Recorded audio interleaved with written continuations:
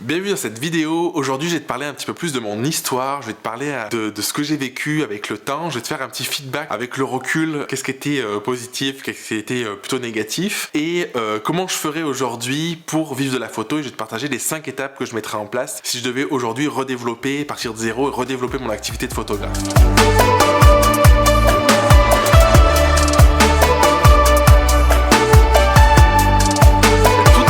Ce que j'ai mis en place en 2012 quand je me suis lancé, en réalité c'était un petit peu avant parce que j'ai commencé à réfléchir à me lancer avant ça dans la photo, c'était de me former à la technique pure qui à mon sens aujourd'hui c'est encore ce que je ferais, la base. Si tu connais rien à photo, bon a priori si tu regardes cette vidéo c'est que tu t'y intéresses, me former sur le triangle avec l'exposition, les ISO, les choses comme ça, me former sur des choses assez basiques, assez techniques, parce que même si je pense que la qualité des images c'est pas la chose la plus importante pour vivre de son métier, ça peut paraître contradictoire mais c'est une réalité. Vaut mieux savoir se vendre que de savoir faire des belles photos. On peut trouver ça dommage ou pas, mais c'est la réalité. Ça reste quand même important, et si tu fais des belles photos, malgré tout, tu mets quand même plus de chances de ton côté d'arriver à en vivre, d'arriver à développer ton activité. Donc la première chose que j'ai fait et que je ferai aujourd'hui encore, c'est de me former à la technique, à la partie prise de vue, à la partie lumière, vraiment le côté basique technique, parce que pour moi c'est la base avant de chercher à se dire j'ai envie de faire des photos, de se former à ça, c'est les choses qui sont principales, prioritaires. La deuxième chose que j'ai fait dans mon histoire en tant que photographe, c'est de tester plein de trucs. Franchement, honnêtement, quand j'y repense, ça me fait rire. Je pense que c'était abusé. J'ai fait de la photo en crèche, j'ai fait du studio, j'ai eu un studio pendant quelques années, j'ai fait de la photo animalière, je faisais des photos d'élevage de chiens, je faisais de la photo de famille, je faisais des portraits d'enfants en studio, en extérieur,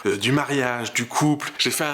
du corpo, j'ai fait un tas de choses tellement phénoménales qu'aujourd'hui je me dis mais c'était abusé. Mais j'ai eu besoin personnellement de passer par ces phases de test un petit peu parce que je savais pas ce que j'aimais en photo. Et aujourd'hui, si c'était à refaire, je pense que je nuancerais parce que du coup à l'époque j'étais pas connecté à moi, j'étais pas à l'écoute de moi et du coup je savais pas où aller, donc j'ai eu besoin de tester tout ça. Aujourd'hui, moi ce que je te conseillerais si tu te lances aujourd'hui ou que tu es lancé mais que tu te perds un petit peu, c'est de tester ce qui te donne envie, mais d'essayer de voir au fond de toi de quoi tu as vraiment réellement envie de faire, qu'est-ce que tu as vraiment envie de faire dans ton quotidien, parce que du coup le fait de tester plein de choses, on peut le voir de manière positive en disant j'ai essayé plein de choses et j'ai su ce que j'aimais et ce que j'aimais pas, mais le problème c'est que j'étais devenu bon dans certains domaines et du coup j'ai eu du mal à les lâcher alors que ça me plaisait plus. Et du coup ça m'a desservi plus qu'autre chose finalement parce que j'ai continué à faire des choses pendant des années alors que c'est pas des choses que j'avais envie de faire, et à l'inverse je m'autorisais pas à aller dans des nouvelles choses parce que notre temps de dispo il est pas illimité, c'est quand même limité, et du coup si tu fais 10 séances par mois dans un domaine, c'est 10 séances par mois que tu peux pas faire dans un autre domaine. Donc vraiment le côté tester, mettre en application c'est hyper important, mais essayer quand même en amont de voir qu'est-ce qui est juste pour toi, qu'est-ce qui est pertinent, et pas de partir dans tous les sens parce que plus tu vas dans n'importe quel sens,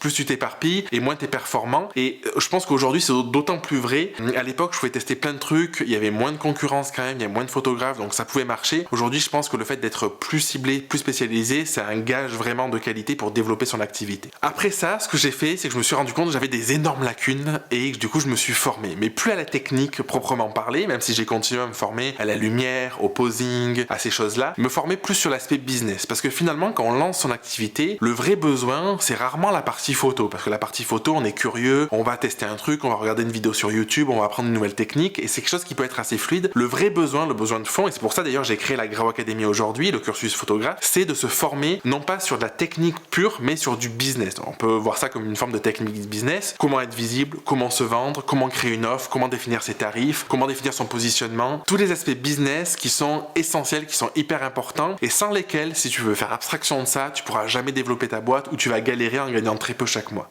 Pour cet aspect-là, c'est la seule, je pense, erreur, entre guillemets, que j'ai fait de ma vie. Alors, on peut le voir comme une erreur ou pas. Aujourd'hui, tout ce que je fais pour les photographes, c'est dans ce sens-là, parce que j'ai tellement trouvé que c'était important, que ça m'avait manqué, que j'ai envie de le proposer. Mais si c'était à refaire aujourd'hui, je démarrais en me formant sur la partie business, sur l'entreprise, sur tout ce que je t'ai dit, parce que clairement, ça va faire une énorme différence dans la mise en avant de tes offres, dans la vente, dans la réussite de ton projet. Ça va te permettre de gagner des mois, voire des années, en fait, rien qu'en te formant sur ces sujets-là. Le quatrième point que je voulais aborder dans cette vidéo, c'est le côté spécialisation. Je t'en ai déjà un petit peu parlé en te disant que j'avais fait un peu tout et n'importe quoi. Si aujourd'hui je recommençais à zéro, j'essaierais de me spécialiser beaucoup plus rapidement dans un domaine. Et du coup, c'est ce que j'ai fait quand même dans mon histoire. Il y a une époque où je me suis dit j'ai envie de développer le mariage et je me suis mis pendant un an focus sur le mariage. J'ai fait une vidéo, il y a une vidéo sur la chaîne, sur une vidéo à 80 000 vues sur ma vidéo de présentation de mariage qui m'a fait exploser dans le domaine du mariage. J'ai développé des partenariats, j'ai développé une expérience, j'ai développé des coffrets après avec une relieuse pour remettre au client. Je développais tout un tas de choses, un savoir-faire aussi, parce que forcément, quand tu fais un mariage par an, quand t'en fais 15 ou plus, du coup, au bout d'un an, t'as pas les mêmes expériences, la même expertise. Et du coup, je pense qu'un game changer dans mon activité de photographe, ça a été un moment de me dire, je me spécialise, je vais à fond dans un domaine, je développe que ça, la visibilité sur tous ces aspects-là. Et du coup, pour être une référence là-dedans. Et ensuite, ce que j'ai fait, c'est une fois que ça s'est été acquis et que ça a roulé, j'ai pu commencer à développer d'autres types de savoir-faire, en séance famille notamment. Et aujourd'hui, je fais plus que du portrait, mais je suis encore spécialisé, tu vois. Et je pense que ça, c'est vraiment un truc qui est hyper important pour développer son activité et pour arriver à en vivre correctement. Et la dernière étape, qui est une étape hyper importante, c'est une étape sur la visibilité. Aujourd'hui, c'est toujours en mouvement, ça demande du renouveau constant, mais si t'es pas visible, que ce soit de manière physique, de proximité, que ce soit sur les réseaux sociaux, que ce soit de manière virtuelle sur ton site internet ou ailleurs, je sais pas, sur des blogs, que tu sois référencé quelque part, si t'es pas visible, c'est très compliqué de vivre de ton activité, tout simplement parce que, encore une fois, je t'ai déjà dit dans plusieurs vidéos, si personne sait que t'existes, ben personne va t'acheter tes offres. Et le but de se lancer dans une activité et d'en vivre, si on souhaite en faire un métier, et que ce soit pas juste simplement une passion pour le kiff ou pour le plaisir le week-end, mais vraiment pouvoir en vivre, ça demande à la fois d'avoir une structure qui permette de structurer tout ce qu'il faut pour en vivre, et à la fois d'être visible auprès des personnes qui sont susceptibles d'avoir besoin de ton offre, des clients potentiels, pour juste qu'ils puissent se dire ok, ben j'ai ce besoin là, je vais voir ce photographe là parce qu'il répond à mes besoins. Si tu veux plus de précision sur la visibilité, tu peux aller voir la vidéo où je te partage les différentes manières de te rendre visible, ou je peux regarder dans la description, j'ai un petit document, un petit PDF à la sortie d'une vidéo où j'explique les 23 manières de se rendre visible, de gagner en visibilité et de trouver plus de clients. Je te dis à la semaine prochaine pour une prochaine vidéo.